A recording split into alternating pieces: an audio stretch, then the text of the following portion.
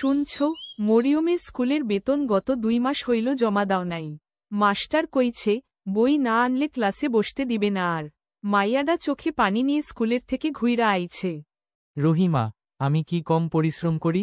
সূর্য উঠার আগেই মাঠে যাই, আবার রাত হইয়া বাড়ি ফিরি, কিন্তু এই বারের জমিতে যেভাবে পোকা ধরল, কিছুই হাতে আসলো না।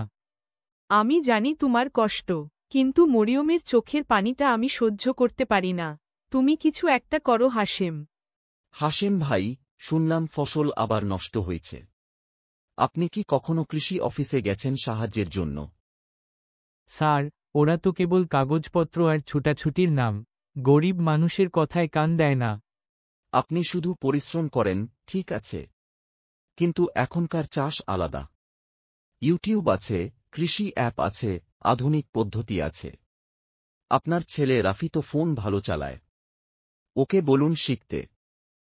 স্যার, আমি কি এই বয়সে নতুন কিছু শিখতে পারব?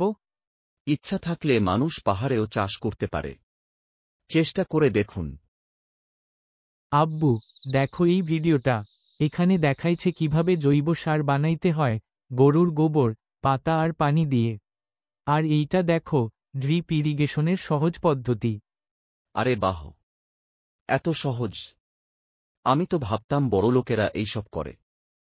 না আব্বু, গরিবদেরই এইসব বেশি দরকার। তুমি যদি আধুনিক চাষ করো, ফসল বেশি হইবে, আর খরচও কম। হাশেম ভাই নাকি এখন ইউটিউব চাষি হইছে, ভিডিও দেখে লাউ চাষ করে। হা হা হা, আর একটু পর ইউটিউবেই ফসল বিক্রি করবে বুঝি।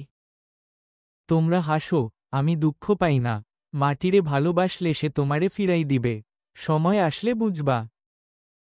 দেখো রহিমা, পাট, লাউ, করলা সবকিছুই ফলেছে। কি তাজা শাকসবুজি! প্রথমবার মনে হচ্ছে যে আমি কিছু করছি জীবনে। আব্বু, আমরা শহরের বাজারে বিক্রি করব, গ্রামে দাম কম। মেয়ে মরিয়মকে বই কিনে দিও এবার, ওর স্বপ্নে যেন বাধা না পড়ে। জমিতে পানি ঢুকেছে, সব শেষ। লাউ গাছ, পাট গাছ, সব গেল। এইবার কপালটা পুড়ছে আমার। তুমি হাল ছাইরো না, আবার শুরু করবা।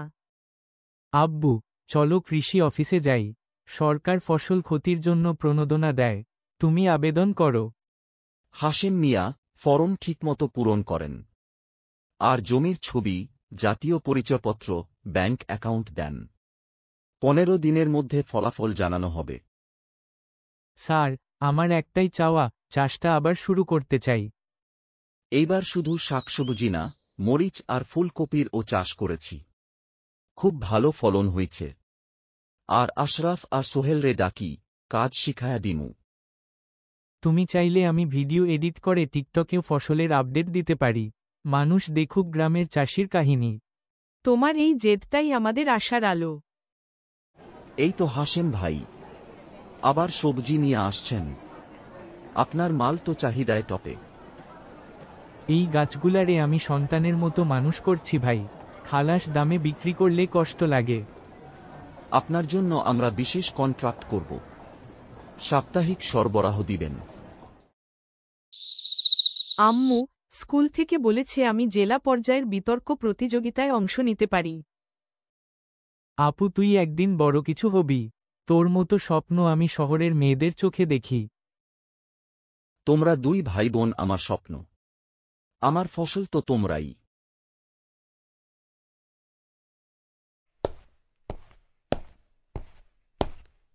ভাই, আমরা মাফ চাই, তোমার কাজে আগে হেসেছি।